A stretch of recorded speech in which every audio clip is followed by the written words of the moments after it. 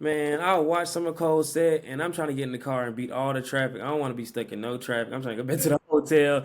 So to be honest with you, everybody's hitting me like, he apologized on stage. What he did? I'm like, huh?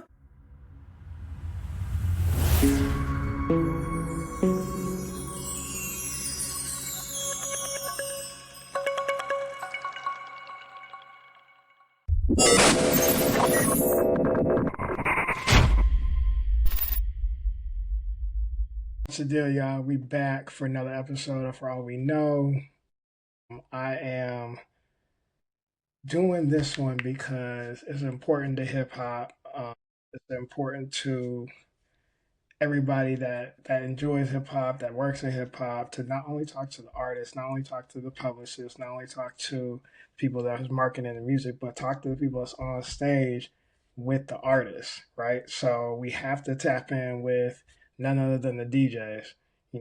They control the crowd in a sense, and they're responsible for so much, and we have to acknowledge that, right? It's part of the think it's part of the five pillars of hip hop. If I'm not mistaken. So You DJ right. is super super important, and you know we have to do it. So shout out to DJ Brannew who's joining us today. If you don't know who that is, y'all need to tap in, man. This is none other than EarthGang's tour DJ out here, man. We got a low key a celebrity in the house, so we're gonna chop it up with him. Something And, like, and yeah, man, we're gonna chop it up with him, see how life on the road is, what all goes into DJing, because it's not all just fun and games, it's hard work, y'all.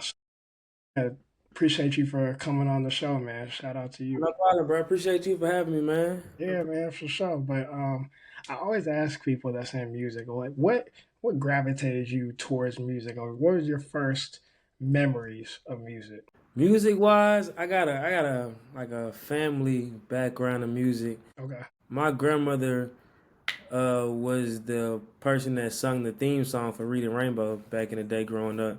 So if you bro, remember Rainbow, that's my grandmother on the theme in the beginning of the song. I'm playing. I told y'all we have royalty in here, man. That's legendary. That's not kind of you. That's legendary. That's what's up, man. Wow. Yeah. So my uncle's a singer. I mean, just my whole family from New York, from the Bronx. So we just in it already. Okay. All right. Um, okay. So from New York. Wow. So what was that sonic like sound and that feeling of the mecca of hip hop? What was that like coming up in New York? Shit, I mean, my father played the hell out of LL Cool J and Jay Z most of my life. That's all I really heard. I might have heard, you got your R&B here and there, but he burnt them LL Cool J and Jay Z CDs to the ground. So Yeah. I heard that in the car. I heard that anywhere. LL Cool J and Jay Z. That's all I was hearing. He was burning that down. Yeah. And they was running it back then Yeah, too. yeah, yeah. And he was around. He brought the same age as all them, so he ran around with people that run around with like the Run DMCs and stuff like that, just being outside. Okay. Okay. Did you ever, like, of course, you're around it so much. Did you ever have the sense that, like, okay, I love music, but I love it. Do I love it to a point where, like, I actually want to make it? Do you ever, like, make music I never thought about none of that. I mean, I played drums. I played drums since I was like 3 years old. Like I played in the church, I played in the band in school, stuff like that. But even with that, I never like it. It never was a thing. I was an athlete. It was. I guess the musician part was just kind of just happened. I was just good at it. But I Yeah. played basketball and baseball all my life from the age of like 2 years old. So Okay. I never too much thought about music that much, other than I just was able to pick up on it easily, I guess, and Mm. it was cool. And it was took off from there. Yeah. So, okay. So, at what point did you start, like, kind of taking you're watching the LL Cool J's and Jay Z's, of course, but at what point did that focus kind of shift to the DJ? Like, where did that come from? Honestly, bro, that I besides watching like Jazzy Jeff and knowing him since Fresh Prince, that was probably the main person. I wasn't even too much into the DJ thing either, man. The DJ thing kind of happened off of just being bored in college. I was playing baseball, and it just was something to do. And like again, just like playing drums and being in music, it just I picked up on it easy, so I just kept doing it. Yeah. Well, people like Jazzy Jeff is somebody I really looked at. Like I looked at him a lot, watched him a lot, but I wasn't always like searching DJ stuff. It just kind of happened. Uh, Just for wa- something that happened. was there any like was there any type of like maybe collecting vinyls? Like, did you start on vinyls? I'm trying to remember the technical stuff. Well, DJing wise, I didn't start on vinyls, but I went backwards. Okay. I went backwards and learned vinyls. I have vinyls. I got my mother got a crazy collection that I used to go through of just like I'm talking about Michael Jackson's and Prince and disco hits and like of crates of stuff that she got from her mother Mm, and father. So stuff like that. But I started digital. I started on a computer, but I went backwards for sure and just learned everything. yeah. Okay. Okay. So, you say you're DJing in college, kind of just because you were good at it, you passed the time. Is that where you like met EarthGang? Yeah, so that is kind of around the time I met EarthGang through other friends of EarthGang, and I went to high school with JID, so they was all together. I all went to college together, so it was kind of like a just connection of people around the city that kind of already knew somebody somehow, some way, Mm-hmm. and they was already yeah they was rapping around the time they had just started around the time I was DJing. Yeah. Yeah, and it just kind of like, I don't know, it's kind of happened. So with JID, you say you went to high school with him, and of course, for those that don't know, like EarthGang, JID, and there's a lot more other artists on Spillage Village. That started in high school, is that right? Started in college. College. They Okay. started it in college, kind of after college thing. But yeah, the whole Okay. yeah, it's a lot of people. It's a couple people. Yeah, So the JID in high school, you heard him rapping and stuff. Did you know he was gonna take off like how he is now? nah, cause he was an athlete. See, that's the thing. Everybody was athletes. He was all into football. Like he was an Yeah. athlete. I mean, he might like freestyle every now and then with the homies and like football stuff, but he was an athlete. Like he was straight football. Wow. We wouldn't even know. We weren't dropping songs in high school and stuff. Nah, Right. Right. he, So so you're seeing them in college, you're DJing, all that stuff. Earth Gang is there. Do they start doing like ciphers? Like how does that movement kind of start? okay, and I mean they was doing all like the Atlanta little the open mics. They Hmm. was doing a lot of like open mics in the city, so, like look like places on the west side, places on Edgewood. They was just in all in the open mics in the underground scene. So they was just as artists just trying to get out there. Yeah. And at Yeah. that time I was doing parties in college and I was on the radio working with radio people. But they weren't. I was just a homie at the time. I was just a friend. Okay. Okay. When did that shift happen where they're like, you know what, you're really dope at what you do. We want you to DJ for us. It really just happened recently. I've been around them for I mean more than 10 years, Yeah. and they had a DJ and I ended up taking over. But those always been the homies. Like I've always been around them. I was DJing for other artists at the time. I've DJed for Audio Push. You a jerk from the Yeah. West. I DJ with them 2014. I've DJed with artists from Texas for a couple years. I DJ for a female artist for a couple years. I've DJ for a lot of people and done a lot of things. I've always just been around if they Yeah. knew per se. Yeah. And you mentioned it earlier that, and we've talked about this on the show with other episodes where how important it is to network across because you never know, who's going to be your next, you know, who you're going to be working with next. Yeah. Relationships, man. It's just you got to be have a personality and be able to communicate with people. You Hmm. never know what's gonna happen. Yeah. Yeah, for sure. So you're on tour. And me myself, I've always been fascinated with how tours are ran, like logistically and all that stuff, but also just the preparation for it. Like tours obviously can be exhausting. How Hmm. do you maintain your like energy and focus when you're doing back to back shows like that? I mean, we rehearse a lot, so after a while, it kind of I just kind of go in autopilot. But we got a lot of downtime. You get on the bus and I just go to I sleep if it's that. But you kind of get adapted to it after. You just gotta really gotta just want to do it. At the end of the day, you just really want you have to want to do it. You out there, you gotta really want to do it. Ain't nothing really stopping you from doing anything if you really want to do it and put your mind to doing it. So I mean, I get my energy for an hour show and I can rest the next 23 hours. Like it Yeah, ain't. just chill, man. Yeah, it's all depending on what you do, how you treating your body, what are you eating, are you working out? Like, Mm, it's just really just what are you doing on that downtime? yeah, and I remember when I think Schoolboy Q talked about this a lot, like how he had to actually get in shape to do shows because he was getting so winded doing his verses, and he's like, "What's going on?" And he was so out of shape, and then bro lost all that weight. And then, I couldn't imagine, boy. I don't know. I couldn't be no artist. That's a whole different thing. I'm not out there rapping every song, every word, every word. I'm out there being a hype man and do what I do, but I ain't rapping every damn lyric. So I couldn't. That's something different. Them boys in shape. I mean, I sit there with EarthGang every year, every show, and I be amazed sometimes. Like, damn, they getting through this shit. What's happening? They're doing. Oh, bro, I can't remember nothing like that. It's yeah, crazy. it's tough, man. It's tough, and then like you as a DJ, you have to memorize all the lyrics, right? Yeah, I mean, you gotta know when to punch in. You gotta know Yeah. what they saying or when they gonna say it. I know what's coming. I don't know if I could just be there reciting every word, but I mean, after a while, it's in your ear so many days in a row. It's hard to not know Hmm. what's coming next. Hmm.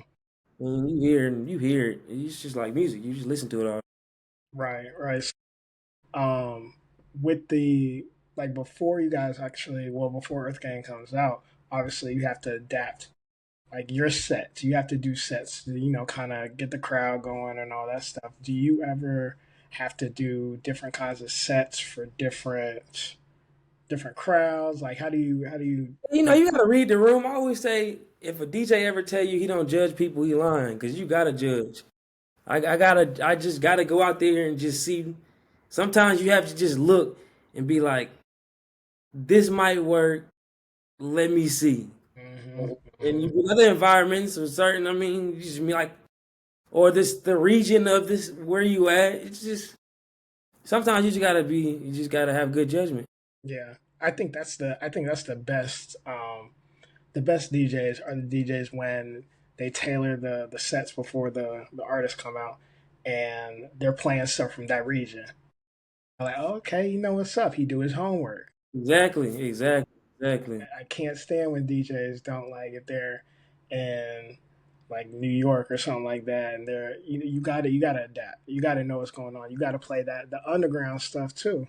That really and that'll really show what's up because I mean you can easily go out there and play fucking Fiend by Cardi in Yeah. every damn state. And of course they gonna jump to it, but it hit different when somebody from that area, region, the Mhm. biggest artist in that state, town, it hit different. Yeah, for sure, for sure. What's the like while you're on tour, just period? What's the most like challenging for you? Challenging. Getting sleep. Like I say, people sleep and you got time to sleep, but sometimes you just be wired. Like you wired before the show, getting ready, and then you get off stage. You might be tired, but you still just amped from that hour sit. And then it's extracurricular activities going on. People backstage drinking, music still playing, and this and that third. And then you might finally pass out, and before you know it, you up the next day in the next city. Easy, just like that. Yeah, Um, all over again. yeah. So, you guys obviously like you talked about Jazzy Jeff like being one of the inspirations. Is that like the main person you focused on?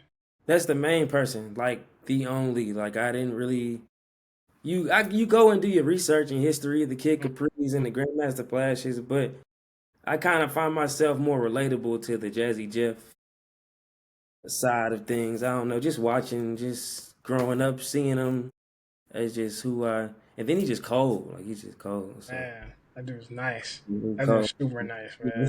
So hey, that's who I just cling to when I actually wanted to learn Hmm. what was I was doing and going on. I would just watch YouTube with Jazzy Jeff videos.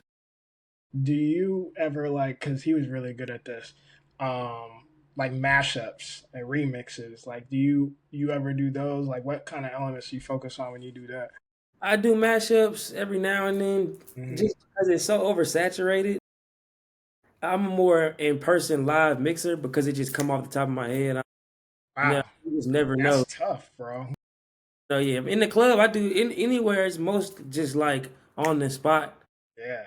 But I take the instrumental out and just have the vocals, and then I can just do it on the spot because it's just more of just in the moment of what's going on rather than let me take this '90s R&B instrumental with this 2025 little baby song and put it together and it sound good, but it just like I don't know. It's more just the feel of what's going on at the time. Mm, okay. Okay. So, you're doing this, but you started when you were in college, and you got time in the game now. So, how do you think that your style has kind of like evolved since like you started? I feel like it evolved. I might have started out as more of a button pusher Okay. and just actually blending and mixing actually with my hands and scratching into songs or just doing stuff like that. But it was just I just seen what I seen and what was easy just to get my foot in the door. Hmm. Then that's when I eventually overwatched Jazzy Jeff videos. It was like, yeah, this something has to Yeah. change. I gotta figure Yeah. it out. And I stuck on that till I figured it out. Yeah. Okay. I feel you on that. So, when did you move to Atlanta?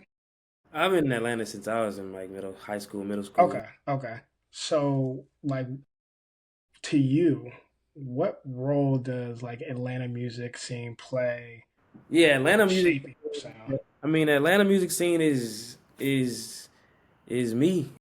Like I started in Atlanta. I've only DJed in Atlanta. I'm not like a I don't. This is where I DJed all over the world, but like the basis of me learning how to DJ, becoming a DJ, and doing anything DJ related is at Atlanta, and I've been doing that since 2010.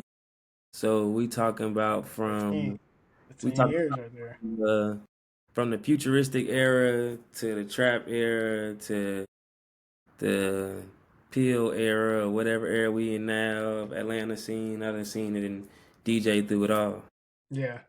You know what? You hit on something that I always want to talk about with people. The eras of Atlanta. What do you think that because you named futuristic, of course you got the crunk era. What was your favorite era of My favorite era where Atlanta was probably the futuristic era, just because it was fun music. It yeah, man. it wasn't much of talking about anything for real besides how you can dress. That's it.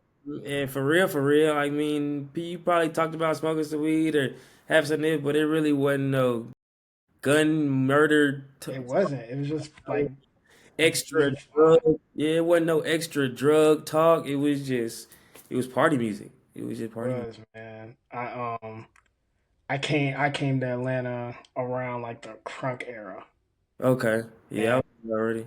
yeah, me and the homie actually were just talking about it because they're from New York, Hmm. and we were talking about that, and I was talking about Crime Mob's album, and I remember calling the homies back home and being like, "Hey, I've never heard anything like this before. All they talk about is fighting on every song." But I was like, but it sounds good. I don't know like half of the things they saying. I was like, I don't know what anime, but They was you talking feel me? about what's going on the east side. Yeah, and it was such a sonic sound for me. So I always say like the crunk era. But you said something else, bro, that's super, super interesting because I've asked myself the same question.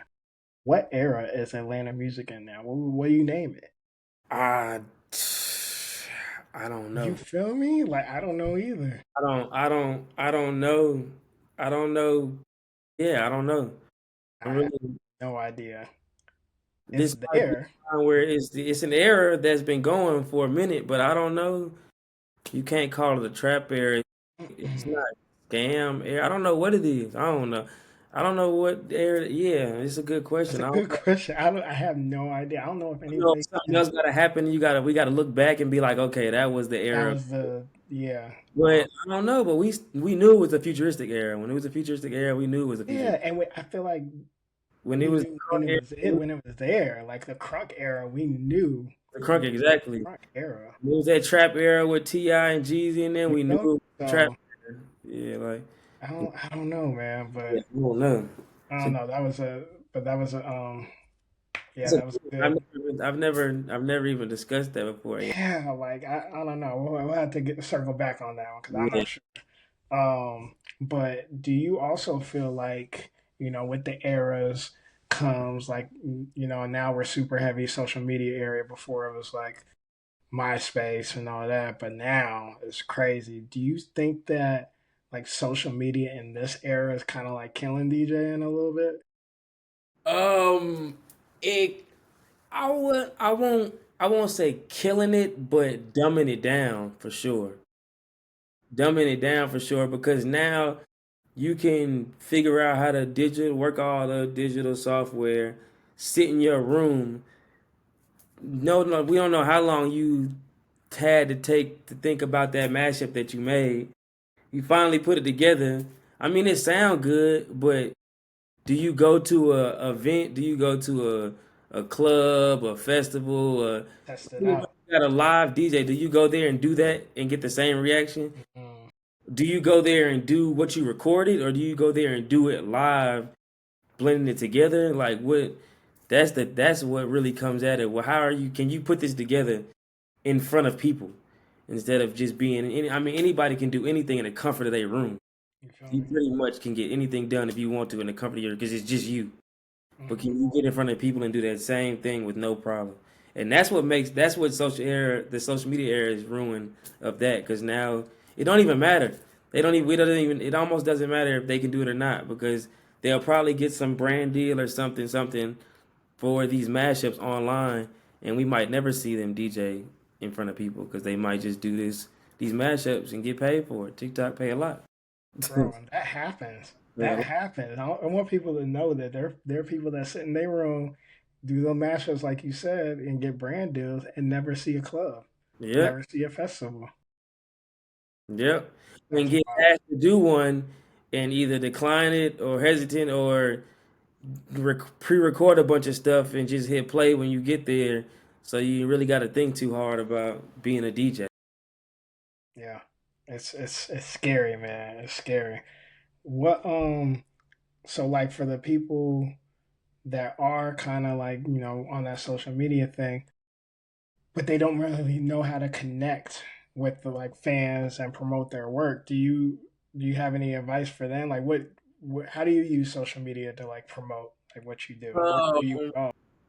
I I'm not even I couldn't even say I am great at social media. Man, I just came in. I don't know. I use it.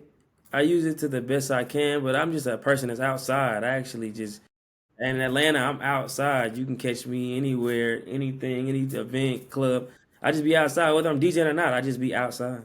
Yeah. So you guys know people. I mean, And that worked too. It's not everybody clicking away on social media, being outside, '90s kid, man. interacting with real people. I'm a '90s kid, man. You got to get out and interact. Yeah. Oh, Nah, I feel that. I feel that. What advice do you give like kind of like aspiring DJs trying to do this? Because it's tough work. it's definitely tough work. Just practice, and business wise, if you really gonna be in it, you just gotta be in it. I don't know. I don't have no. Like, I DJ. Like I ain't clocking into a 9 to 5 during the day and then going DJ at night. Sometimes like this is what I do. Hmm. I mean, you really just have to be in it. If you really gonna be in it, it ain't no real like in or out. If you really want to be, I mean, if you really trying to be a DJ and make something out of it, you really just got to be in it, man. Like besides physically practicing on your craft, like you really gotta you gotta you gotta be able to communicate, talk. You gotta be able to take rejection because it's gonna come and still keep going. Like you're not gonna start out anything and people just gonna be like, yeah, yeah, yeah. Especially in a space where it's so many of us. It's a lot of DJs. Yeah, Yeah, you gotta take rejection and keep going. Somebody, I mean, you gonna hear no. It's life. yeah, for real. And if you don't hear no, what I heard the other day, if you don't hear no, that means you're not trying. That exactly. If you don't, if somebody ain't never told you no, you thinking small and not trying. Yeah, for real, for real. Do you find it like kind of difficult to work on this personal brand of DJ Brannew and collaborate with like EarthGang like as artists, like not just being EarthGang's DJ, but being DJ Brannew? Is that kind of a fine line? It kind of, but I mean, to be honest with you, I use it to my advantage in certain things. Why not? I mean, Yeah, I am named motherfucking DJ. yeah, Like, we've joked about shit like this. They like, yeah. I mean, tell them you Earth Gang. I mean, you are nigga. Tell them you Earth Gang DJ. I don't have use no it. problem with it. I don't. I mean, I don't lead and be like, I'm Earth Gang DJ, DJ brand new. Like I'm DJ brand new. Like Mhm. I DJ in Atlanta at clubs. Like when I explain to people, I introduce myself and say who I am. I don't lead off with I'm Earth Gang DJ. Yeah, Yeah, I explain what I do and talk about what I've done, and then I'd be like, yeah, I'm on the road with artists. I DJ for Earth Gang or this and that third, but I don't just walk around saying it. But I don't mind if I get an opportunity because I'm a fucking Earth Gang DJ. Like, appreciate you, Earth Gang. I ain't mad at the opportunity. I ain't too man enough to say that fuck if that shit gets me something that I wouldn't have got. Hey, appreciate it. yeah, I feel you on that. Is it of course, there's always downfalls with anything you do. Like what kind of like challenges kind of face with as being a DJ? I'm sure there's some. Man, hell yeah, man. When motherfucking equipments fuck up, motherfuckers look at you. Then they talking about kill the DJ. I hate when people say that. Yo, you over here panicking, sweating. Right, losing your mind. It's nothing you Yeah, can. bro. Sometimes it's nothing that you can even do about it. But they see you controlling the music, you up there. So if something happened, it's your fault. Had that happened to you before? That shit happened to me plenty of times in all Really? these years. That shit happened to me when I first started DJing for Audio Push. My computer went out. Everything just like I don't know, power in the building. I don't know what it was. Something surged right when they was coming on stage. It happened at the worst time. Like I didn't already hyped the crowd up and did everything, and then when they come out, the surge just happened. Whatever it was, that's and it took forever to reboot and all this, and then um it didn't happen in the club. You can computer crash. You got a computer for too long. That Yeah. motherfucker finally just give out. I didn't have that happen at the beginning of my career. I mean, at the end of the day, you just got to be able to understand that shit gonna happen. Mm-hmm. How you handle it, If you man? let it break you, then you let it break you. But shit gonna happen. Yeah, for sure. We talked about it earlier, like DJing different spots and like tailoring your set. But I never asked you, what's your favorite place that you DJed? Like, what was a crazy like DJ story or like place that you DJ? Favorite place. I've had a lot of fun times in Australia. Really? Yeah, I've had a lot of fun times in Australia, and you never know. I did it. We did a show in Australia on this festival run, maybe like a year or so ago, and I got booked for an after party, and I really wasn't knowing what to expect. Middle of Australia, I don't know what city we was in. This is the Hmm. fact we was in Australia, and I pull up to the club, number of black people, damn near, damn near, damn near African spot, whole club black people. I ain't seen black people the whole time I was out there. I Wow. put to the club, nothing but black people, and we went there in that time of our life real quick. Wow. I've never seen a black Yeah, Australian. that's what I said.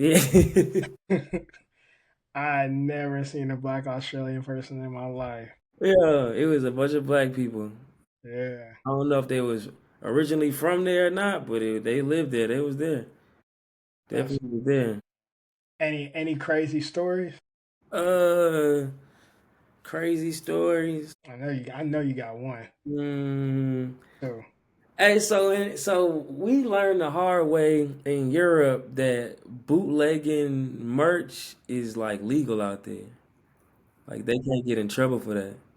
So one one tour stop in London. Oh, it was in London, Birmingham. I mean, it might have been in London. It was Jid and EarthGang tour in London, and we outside before the show, and somebody decides to press the merch dudes outside that was selling illegal EarthGang and Jid merch. So man, all I'm Yeah, gonna say is it didn't go how we thought it was gonna go. It didn't. Ain't nothing happened for real. yeah. But it was just like we couldn't stop them, and then we found out that ain't nobody gonna stop them. They can do what they want. That was a like the whole. That was just it was interesting because they was really bucking too. They was really ready to fight no Yeah. matter what. Y'all was about to take off on them, and it was like, "What's up?" Hey man, we was going to do what we got to do, but yeah, Yeah, uh, yeah, being outside the country is a lot of things just be wild. yeah. Do you? This is always. I've asked this to other people, but because you're so close to them, I have to ask you. Everybody makes the comparisons to Earth Gang and Outkast. Do you think that too? Do you like see the Nah, I just think it's two black kids from down on the same side of town that aren't rapping about the typical Atlanta shit that's going on in our generation.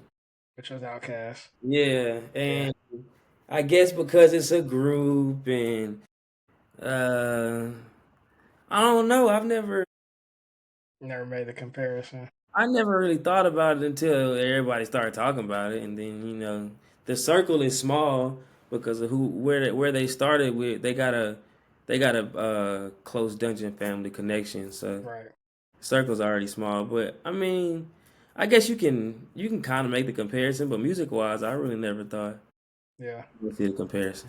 I I know you mentioned the DJ sets and stuff. I I found Earth Gang when I was in radio at KSU, and we were always tasked to like go out and try to find like people to interview and new talent and stuff like that, bring it back to the station. And I remember they were at Apache, Yeah, yeah, and they were. I'll never forget the showmanship they had. Right, they were coming out in the crowd, rapping like, who are these fools?" But they were so good, and we almost got an interview, but things happen. I'm thinking like scheduling and stuff like that. We almost got the interview, but this is back in 2000. This had to have been like 2010, 11. yeah, Apache. Yeah. Yeah, something like that. But yeah, I always thought they were dope, and super glad that they finally got their shine, man. Like when they got signed to Dreamville, I was like, they on now because I was already listening to them. You feel me? But like Strays with Rabies, like Mm-hmm. all that stuff. I think it's dope that, to me personally, I felt like they kind of blew up overseas first before Atlanta started really like getting on the wagon. You know? Yeah, probably. Yeah, they did go on that. They first like real huge tour was that cold tour in Europe, so that really did Hmm. help a lot. Yeah, they did that cold tour in Europe like 2017, so that definitely boosted a lot. Yeah, Yeah, for sure, for sure. And then of course, they're doing the Dreamvilles and stuff, and they did the Dreamville. They were on Dreamville this year. yeah, They yeah, yeah, yeah. And then of course last year, but I'm sure last year was a lot different. I'm sure that energy was a lot different last year.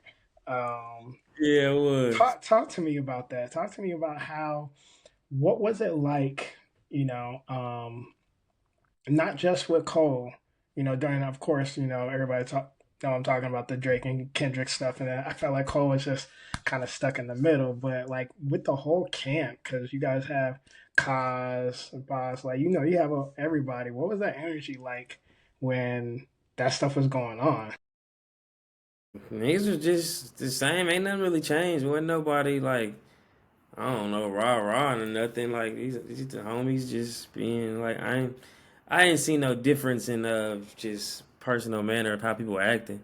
Yeah, I was like I guess being somebody that's cool with them, it wasn't like he was just going about their day. Like ain't yeah, nobody was harping on this as much as people think anyway.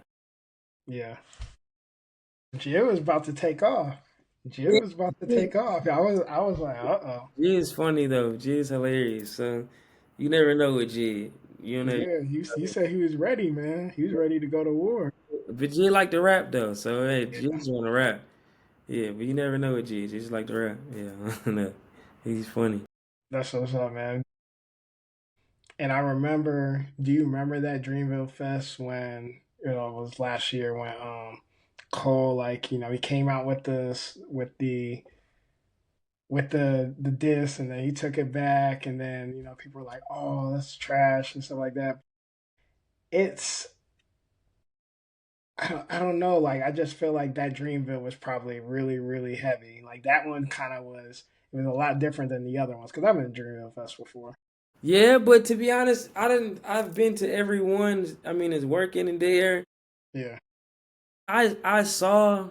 I mean, you heard the song, whatever. But I saw like when he first got on stage, we waited because he always brings out EarthGang JID to do a song before he really gets into his set that night. okay. You be there. That's Sunday night. We done been there since Friday. Man, I'll watch Summer Cold set, and I'm trying to get in the car and beat all the traffic. I don't want to be stuck in no traffic. I'm trying to go back to Yeah. the hotel. So to be honest with you, everybody's hitting me like, he apologized on stage. What he did? I'm like, huh? I was already gone. I didn't even hear the apology. I'm already in the car being taken back to the hotel because I already knew that traffic is ridiculous and I was tired. Mhm. So I didn't see what I seen for the day. I've seen like that's Cole. That's the homie. I didn't seen him a million. Million times. Yeah. It's no pressure.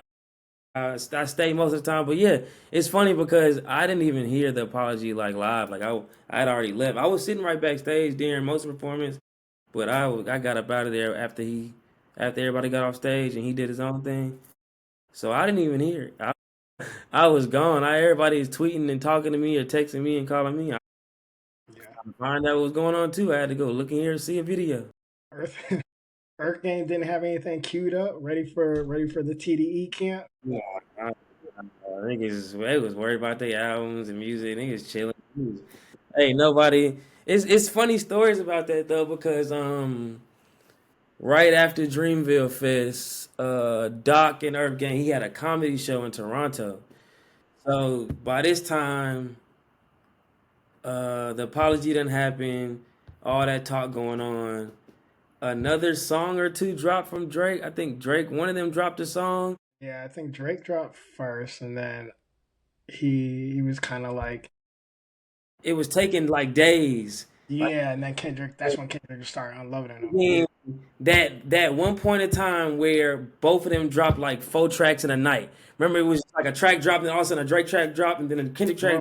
Bro, would you believe me if I told you that was one weekend? Yes, I know. I'm gonna tell you, I was in Toronto. We were in Toronto.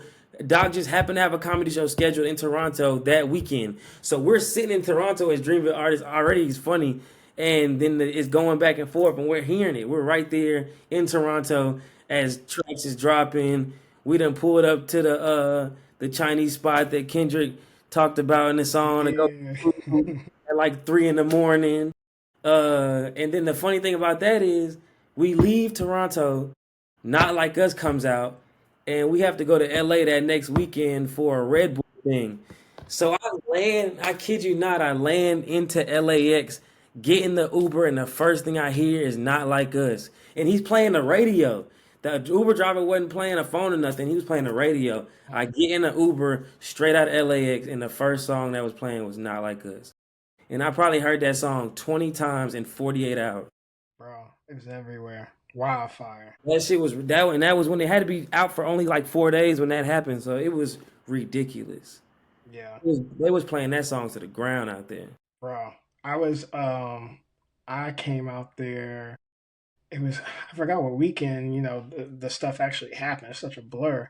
But when I went out there, I was in Studio City for work, and same thing, was in the Uber. Yeah, Come blast. on, like it's nothing. And I was just like, wow, it's really active out here It's still. really happening. It's really happening. Yeah, really active out here. And we, of course, we know the aftermath. Yeah. But it was, I don't know, man. It was good for hip hop. Did any part of you wish that Cole stayed in it? Nah, Nah, because he really wasn't in it. he wasn't, I know bro. And he didn't have he no was emotional tight with attached. both of them. He don't have no emotional. He don't have no emotional attached to want to go at either of them. You gotta have like them niggas was motivated. Kendrick and Drake had a motivation, hatred or whatever against each other. Like I mean Cole ain't have that for either. It wouldn't have made sense. It wouldn't have felt right. It would have been meaningless bars. I feel like it's just he did the right thing. He He did. I think in retrospect, because we were, that would have been, oh my god, it was already catastrophic. the But jokes. I love social media. You know social media gotta have their jokes. You know yeah, it man. is what it is. Social media gotta have their jokes. But he Yeah, definitely did the right thing. but yeah, it was good for it was cool for hip hop for Yeah, sure. I like the bar. I mean, I like the songs. I like the songs that weren't popular more than the ones that were. Oh The yeah, like which ones? the Family Matters, Euphoria, like them. Those are hitting. I like those songs more than what they was really pushing. Yeah, yeah, I feel you on that. You mentioned that you guys are, because you guys are such a close camp. You talk to Cole and stuff like that. What have you like learned about him, or what have you learned from him? I mean, I've had like bits and pieces of conversation with Cole. It's not like people be busy. Like Yeah, we live yeah, in Atlanta, he live in Carolina, and everybody grown with kids and families now. So, but he cool though. You know, he cool. You sit around, you just talk. It's a regular human being, right? He sit there and talk about basketball, or sit there, and he just talk about whatever's going on at the moment. Like he be chilling. Ain't nothing too much to him. I I think that's one of the things that's so genuine about him, is that, like you said, he just like Cole is super regular. You Yeah, don't yeah. really, like, he would pull up to stuff in like sweats and stuff. He'd be doing shows in sweats, like, he's Right before COVID, he pulled up to EarthGang show, the last stop of tour in Atlanta. He pulled up and quote unquote like opened up for us. He came out and surprised everybody and did like 15 minutes before we went out. And he just popped up. He just popped up, came through. yeah, I'm proud of him though. Like, everybody, Cole, Earth Gang, like, you guys are doing some amazing stuff over there at Dreamville, man, for real. Super, super dope stuff. What is, before I let you go though? What is your favorite Earth Gang song? My favorite EarthGang song. Mm, my favorite EarthGang song. That's a good question. That's tough, right? I know mine. So, Mine's probably Up. The uh, energy they got in that, like, yeah. I love whew, performing. I love performing that. I don't know. My yeah. favorite song is probably like Monday with them and Mac Miller. Off the tour, Ah, off the tour, bro. Off the yeah, that Monday with him and Mac Miller. yeah. Did you ever? Because it seems like Mac Miller was just. I didn't realize until he passed how many artists he was cool with and like helped out. Like, I didn't realize he had that much impact. Yeah, we went on tour with Mac. 2015, Yeah, 14, something around that time. They went on tour with Absol, and then next tour they went on tour with Mac. So yeah, Mac was always around. We like intertwined with a bunch of Pittsburgh niggas. So yeah, Pittsburgh is like another home for us. yeah, yeah. R.I.P. to Mac, man. He seemed like a genuine dude too. Yeah, cool homie. Like he wasn't just another regular person, man. I Yeah, the music. bro. Yeah, man. But yeah, I appreciate you coming on, man. But you, DJing is super, super important. It's just as important as being an artist. So I'm glad you dropped your insights, because it's needed. Because there's a lot of people that don't want to just do the social media thing. yeah, They actually want to be yeah. real DJs. Nah, you're right for sure, for sure. And music wise, check out Marco Plus. He's a kid from the South Side of Atlanta. He signed to Rock Nation. That's another artist I got up under me that I go on the road with and do things every now and then. Why have I heard that name before? What's this like? What song y'all pushing right now? Right now he got a song called OMM on my mama. Or I think that's what it's called, on my mind or something like. But it's called OMM. He he was on he was on the hook of Jid's new single Work. Jid had brought him out at Dreamville Fest. Okay, The last probably big thing. Jid brought him out at Dreamville Fest on stage. Probably like the last big thing he did. But he okay, worked on an album. He got albums out that I've produced on as well because I also produce. okay. He got albums that he's out, but he's hard. He's dope. He's in that same JID world, Yeah, yeah. gang world, underground rap. But he's a Rock Nation artist. Okay. Check him out for sure. Marco Plus. Check him out, y'all. For sure, man. All right, so I got this one question I always ask people before they go. If there was no DJ Brand New, what would the world be missing out on? Damn, It that's a great question. always trip people up, man.